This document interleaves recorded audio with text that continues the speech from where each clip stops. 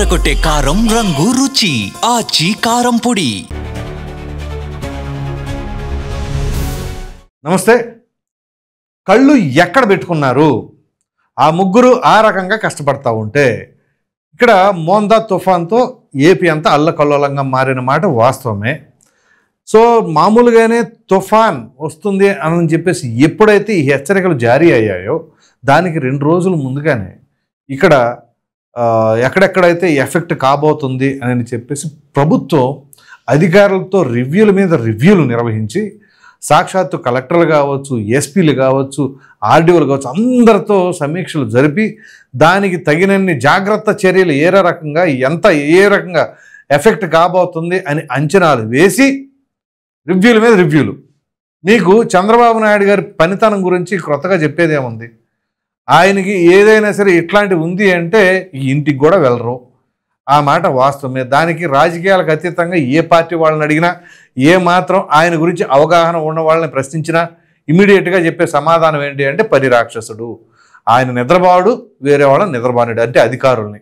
ఆ ప్రకారంగా ఆయన ఇక పని 24 గంటలు అదే ఆలోచనతో ఉంటారు ఆయన. మరి అటువంటి చంద్రబాబు నాయుడు ఏ రకంగా ఇక్కడ ప్రజల్ని గాలికి వదిలేశాడు అని చెప్పేసి మాట్లాడుతూ ఉన్నారు అంటే అసలు వీళ్ళు కావాలనే చేస్తున్నారని తప్ప ఇంక వేరే ఏదైనా ఉందా?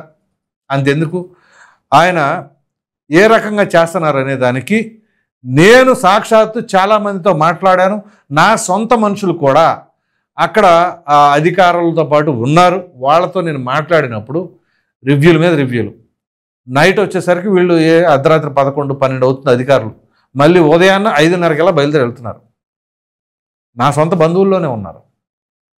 సో ఎప్పటికప్పుడు సమీక్షలు ఏ విధంగా జరుగుతున్నాయి ఏంటి? ఇందాక కూడా నేను కాల్ చేశాను. ఆ పునరావాస కేంద్రాల దగ్గర ఎటువంటి సౌకర్యాలు కల్పిస్తున్నారు, వాళ్ళకి భోజన సదుపాయాలు, టిఫిన్లు, ఇవన్నీ వాటితో పాటుగా అసలు గర్భిణీ స్త్రీల పరిస్థితి ఏ రకంగా ఉంది, ఎప్పుడు తీసుకొచ్చారు, ఇవన్నీ కూడా నిన్న కొంత మాట్లాడాను, ఇవాళ కొన్ని అప్డేట్స్ తీసుకున్నాను. ఓ ప్రక్కన పవన్ కళ్యాణ్ ఆయన ఏ రకంగా రివ్యూలు చేస్తున్నారు, మొదటిసారి మంత్రి అయినా కానీ ఓ ప్రక్కన అధికారులతో సమీక్షలు జరుపుతూ ఎక్కడికక్కడ అప్డేటెడ్ ఇన్ఫర్మేషను తెలుసుకుంటూ దానికి తగినట్టుగా జాగ్రత్త చర్యలు చేపడుతూ అదేవిధంగా జన సైనికులకు ఆదేశాలు ఇస్తూ మీరు నిరంతరం ప్రజల్లో ఉండండి, వాళ్ళకి సహాయ సహకారాల్లో పాల్గొనండి అని చెప్పేసి అంటున్నారు. నారా లోకేష్ ఆయన ఏమైనా తక్కువ? ఏదో నేను ఐటీ శాఖ మంత్రినిలే లేదా విద్యాశాఖ మంత్రినిలే ఏముందిలే అని చెప్పేసి అనుకుంటున్నారా? ఆయన కూడా రివ్యూల మీద రివ్యూలు నిర్వహిస్తూ ఉన్నారు, నిరంతరం వార్ రూమ్లో ఉంటున్నారు. సో ఆ ప్రకారంగా ఒక కమిట్మెంట్తో చేస్తూ ఉంటుంటే ఇక్కడ ఏం చెప్పాలో తెలియక మరలా ఇదంతా పాజిటివ్గా మారుతుందేమో. ఎందుకు ఇక్కడ రాజకీయాలు? ఎవరు చేస్తే ఏమైంది? ప్రజాసేవ ప్రతి ఒక్కరు చేయండి. అసలు రాజకీయాలకు ఎందుకు వస్తున్నారు మీరు? ఎవరైనా సరే రాజకీయాలకు ఎందుకు వస్తారు? ప్రజల కోసం వస్తారు, ప్రజాసేవ చేయడానికి అంటారు, మేము ప్రజలకు అండదండగా ఉండాలి అంటారు. సరే మిగతా రోజుల విషయం పక్కన పెట్టేసేయండి. ఇటువంటి విపత్కర పరిస్థితుల్లో అయినా సరే ప్రజలకు అండగా ఉండాలి కదా. మరి అటువంటి తరుణంలో ఈ పనికిమాలిని అన్నీ కూడా లేనిపోయి తీసుకొచ్చి మాట్లాడుకోవటం ఏమన్నా అవసరం అంటారా? ఇప్పుడు చంద్రబాబు నాయుడు గారు ఉన్నారు, ఆయన ఇంట్లో పెళ్ళి, మరి నారా రోహిత్ది ఇంటికి పెద్ద దిక్కు ఆయనే. ఇప్పుడు ఆయన ఇల్లు కాదు కావాల్సింది, రాష్ట్రమే ఆయన ఇల్లు, ఆ కుటుంబం రాష్ట్రమే. సో ఆ ప్రకారంగా ఆయన పదే అధికారులతో సమీక్షలు జరుపుతూ ఉండి దానికి తగిన చర్యలు తీసుకుంటూ ఉంటే ఎవరండి చెప్పేది? మీరు చెప్పండి. చంద్రబాబు నాయుడు గారు కాకుండా దేశం మొత్తం మీద ఇప్పుడు ఉన్న ముఖ్యమంత్రులు ఈయన ఈ విధంగా చేయగలుగుతారు. డిజాస్టర్ మేనేజ్మెంట్లో ఈయన మిస్టర్ పర్ఫెక్టు, ఈయన రోల్ మోడలు అని చెప్పేసి అపార్ట్ ఫ్రమ్ చంద్రబాబు ఇంకొకరి పేరు చెప్పండి. చెప్పలేరు. కానీ విమర్శలు కురిపిస్తూ ఉంటారు. అటువంటి వ్యక్తి మన రాష్ట్రానికి ముఖ్యమంత్రిగా ఉండడం అనేది ఒక విధంగా ఎంత ఉపయోగం? ఆ విషయాన్ని విస్మరించి రాజకీయపరమైన అంశాలే తెరపైకి తీసుకొస్తూ ఉన్నారు. ఓ ప్రక్కన పవన్ కళ్యాణ్ ఆయన ఎందుకు వచ్చారు రాజకీయాల్లోకి? ఆయన బ్రహ్మాండమైన జీవితం ఉందే, ఆరాంగా చాలా లగ్జూరియస్ లైఫ్ అయింది, సినిమాలు, విలాసవంతమైన జీవితం, వాటన్నిటిని కాదని రోడ్ల మీద పడుకొని ప్రజల కోసం తిరిగి అన్ని ఎందుకు చేశాడు ఆయన? అది కదా కమిట్మెంట్ అంటే ప్రజాసేవకు సంబంధించి. నారా లోకేష్ ఎక్కడో ఫారెన్లో చదువుకొని ఆ రకంగా ఆయన వచ్చేసి నేను కూడా యాక్టివ్గా పాలిటిక్స్లో ఉంటానని చెప్పేసిన తర్వాత సరే తొలుత కొంత ఇబ్బంది పడిన మాట వాస్తవం, అది మాట్లాడటంలో కావచ్చు. సో ఇట్లాంటి వాటిపైన కూడా వ్యక్తిత్వ హననం చేసిన తర్వాత చివరికి ఆయన షైన్ అయిపోయారు. సో ఇప్పుడు వీళ్ళు అంటే చంద్రబాబు నాయుడు, నారా లోకేష్ వీళ్ళు ప్యూర్ పొలిటీషియన్సే, వచ్చారు చేశారు. పవన్ కళ్యాణ్కి విలాసవంతమైన జీవితాన్ని కూడా వదిలేసుకొని ప్రజా జీవితంలోకి వచ్చారు. ఆయన కమిట్మెంట్తో పనిచేస్తున్నారు. అలాగే జగన్మోహన్ రెడ్డికి పాలిటిక్స్ తప్ప ఇంక వేరే ఏం లేదు. ఇక అఫ్కోర్స్ వ్యాపారాలు ఉన్నాయనుకోండి, వ్యాపారాలు ఉన్నాయని చెప్పేసి రాజకీయాలకు రాకుండా ఉంటారా? వచ్చారు. వాళ్ళ నాన్నగారు రాజకీయాల్లో ఉన్నారు కాబట్టి తదనంతరం ఈయనే వచ్చారు. వచ్చిన తర్వాత హుందాకరమైన రాజకీయాలు చేయాలి కదా. రాజశేఖర రెడ్డి గారు ఉన్నారు, ఏ తరహా రాజకీయం చేశారు? ఏదైనా ఉంటే హుందాతనంగానే విమర్శించుకునేవాళ్ళు, ఆ తర్వాత నార్మల్గా ఉండేవాళ్ళు. కానీ వ్యక్తిత్వ హననం, పర్సనల్ లైఫ్ల్లోకి వెళ్ళటాలు అనేవి లేవు. కానీ ఇక్కడ పదే పదే మాట్లాడుకొస్తుంది ఏంటి అంటే వ్యక్తిగత జీవితాలు. సో ఎంతమంది నాయకులు నిజంగా ప్రజా జీవితంలో ఉండి ఏ రకంగా వ్యవహరిస్తున్నారు?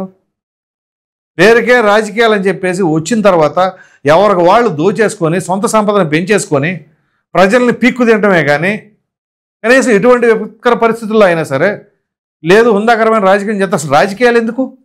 నిజంగా ప్రజాసేవ చేయండి. సో ఓ ప్రక్కన ప్రజలు ఎంత ఇబ్బంది పడుతున్నారో అని చెప్పేసి అవన్నీ కూడా ఎప్పటికప్పుడు అప్డేటెడ్ ఇన్ఫర్మేషన్ తీసుకొస్తూ వాళ్ళు ఆ ప్రకారంగా చేస్తూ ఉంటే ఇదిగో వీళ్ళు ఏం చేస్తున్నారు, ఏసీ రూముల్లో కూర్చుంటున్నారు అని చెప్పేసి అంటున్నారు. అంటే ఇంతకంటే దరిద్రం దౌర్భాగ్యం ఏదైనా ఉంటుందా? ప్రజల్లోకి వెళ్ళండి. ఏదైనా సరే ఇక్కడ వీళ్ళు ఒక ఎజెండా తీసుకున్నారు, ఉదాహరణ పెట్టుకున్నారు అని అంటే అది మరింత డ్యామేజే చేస్తూ ఉంది. అది కల్తీ మద్యం కావచ్చు, మెడికల్ కాలేజీలు కావచ్చు, ఇంకా ఏ అంశం తీసుకున్నా ఆ మామిడికాయ రైతులకి మద్దతు ధర గురించి కావచ్చు, అది ఏ ఎపిసోడ్ తీసుకున్నా కానీ వీళ్ళకి అంతకంతకి దెబ్బ మీద దెబ్బ పడుతుంది తప్ప ఎందుకు దెబ్బ పడుతుంది అని ఆలోచించుకుంటున్నారా? కన్స్ట్రక్టివ్గా మనం ఏ రకంగా విమర్శలు చేయాలి అనే ధోరణి వదిలేసి ఇంకా గుడ్డగాల్చి మొఖాన్ని వేసేద్దాం అనే తరహాలో మాట్లాడుతూ ఉంటే ఇక్కడ పోనీ మనం అధికారంలో ఉండగా ఏం చేసామనేది కూడా ప్రశ్నిస్తారు కదా. ఏ విషయం తీసుకున్నా కానీ ఇప్పుడు సాధారణంగా ఒకప్పుడు రాజకీయాలు ఎలా ఉండేవి? అధికారంలో ఉన్న వాళ్ళైనా ప్రతిపక్షాలు ఉన్న వాళ్ళైనా ఉదాహరణకు ఒక తుఫాన్ వచ్చింది అనుకోండి, ఆ తుఫాన్ వచ్చినప్పుడు తుఫాన్ మొత్తం అయిపోయిన తర్వాత అది వెలిసిపోయిన తర్వాత అప్పుడు బాధితుల దగ్గరికి వెళ్ళి ఎంత నష్టం వచ్చింది ఏంటి అని అంచనా వేసి ఆ బాధితులను ఆదుకునేవాళ్ళు. ఇప్పుడు అలా కాదే, చాలా అడ్వాన్స్డ్గా ఉండి మనకున్న టెక్నాలజీ ద్వారా కావచ్చు దానివల్ల ఎంత విపత్తు తలెత్తుతుందా, ఎంతమందికి ఇబ్బంది కలుగుతుందా అని చెప్పేసి ముందుగానే ఒక అంచనా వేసి దానికి తగినట్టుగా అక్కడ ఎవరెవరైతే ఏ ప్రాంతాలైతే ఎఫెక్ట్ కాబడుతున్నాయో వాళ్ళందరినీ కూడా పునరావాస కేంద్రాలకి తరలించడమే కాకుండా వాళ్ళకి తగినట్టుగా సౌకర్యాలన్నీ కూడా కల్పిస్తూ పసిబిడ్డలు ఉంటే పాలు, అలాగే ఎవరైనా సరే పెద్దవాళ్ళు ఉంటే వాళ్ళకి తగినటువంటి ఆహార సౌకర్యాలు ఇవన్నీ కల్పిస్తూ ఉన్నారు కదా. ఇంకా వాటిపైన కూడా బురద జల్లుతూ ఉంటే ఇక అంతకంటే నీచమే ఉండదు. నిజంగా ఓ ప్రక్కన ప్రజలు అల్లల్లాడిపోతూ ఉన్నారు. మీకు కుదిరితే మీరు సాయం చేయండి, పోనీ మీరు చేయట్లేదని ఎవరిని అన్నారా? కానీ వీళ్ళ గురించి వాళ్ళ గురించి మాట్లాడేదానికంటే కూడా ప్రజల గురించి ఆలోచించి వాళ్ళ అవసరాలు ఏంటి, దానికి తగినట్టుగా మనం ఏం చేయగలుగుతాం అనేది ఇంపార్టెంట్. ఇక్కడ మానవతా కోణం అవసరం. ఇవి పక్కన పెట్టేసి రాజకీయం ఇక మేము రాజకీయం తింటాం, రాజకీయంతోనే ఉంటాం, రాజకీయంతోనే పడుకుంటాం, ఇదే తరహా ఆలోచన తప్ప మేము ప్రజలకు ఇది చేస్తాం, ప్రజలకు అది చేస్తాం అనే మాట మాత్రం ఎక్కడా రావట్లా. సో ఏ ఒక్క అంశమైనా తీసుకోండి, మరి మాట్లాడితే మీడియా ముందుకు వచ్చేసి గొంతేసుకొని పడిపోయే కొంతమంది నాయకులు ఉన్నారు. వెళ్ళి ప్రజలకు చేయండి సేవ, చేయట్లేదు నేను అంటున్నా. మరి కొంతమంది ఉన్నారు ఇంకా ఇళ్లలోనే ఉన్నారు, వాళ్ళు కూడా బయటకు వచ్చి చేయండి. అది కదా రాజకీయం అంటే. ప్రజాసేవ ముందు. రాజకీయం అంటే ఏ గాడికి ఒకళ్ళ మీద ఒకళ్ళు దుమ్మెత్తి పోసుకోవడాలు, ఈ ప్రకారంగా విమర్శించుకోవడాలు ఇలా చేస్తూ ఉంటే అది రాష్ట్రానికి ఏమాత్రం కూడా మంచిది కాదు. ప్రజాస్వామ్యంలో ఖచ్చితంగా రాజకీయాల్లో మనం నిలదొక్కుకోవాలి అని అంటే ప్రజలకి అందుబాటులో ఉండాలి, ప్రజల పక్షాన నిలబడాలి. అది ఇట్లాంటి విపత్కర పరిస్థితుల్లో మరింత బలంగా నిలబడాలి. కానీ అది మాత్రం అసలు అది ఉండదు. మిగతా అన్నింటిలో ఇక ఈ కోడిగుడ్డు మీద ఏకలు బీకే ప్రయత్నం అయితే చేస్తూ ఉంటారు. సో కాబట్టి ఇప్పటికైనా ఈ రాజకీయ నాయకులు మనం కంప్లీట్గా రాజకీయం అనే కాకుండా ప్రజల పక్షాన కూడా కొంత ఆలోచించి హుందాకరంగా వ్యవహరిస్తే మంచిదని చెప్పేసి చాలామంది అభిప్రాయపడతారు. ఈ వీడియో పైన ప్రధానంగా ఇప్పుడు ఈ ముగ్గురు చంద్రబాబు కావచ్చు, పవన్ కళ్యాణ్ కావచ్చు, లోకేష్ కావచ్చు ఏసీ రూముల్లో కూర్చొని సరదాగా టైంపాస్ చేస్తున్నారా లేదా ప్రజల కోసం నిరంతరం పర్యవేక్షిస్తున్నారా అనే దానిపైన మీ అభిప్రాయాన్ని కామెంట్ సెక్షన్లో తెలియజేయండి. Thank you.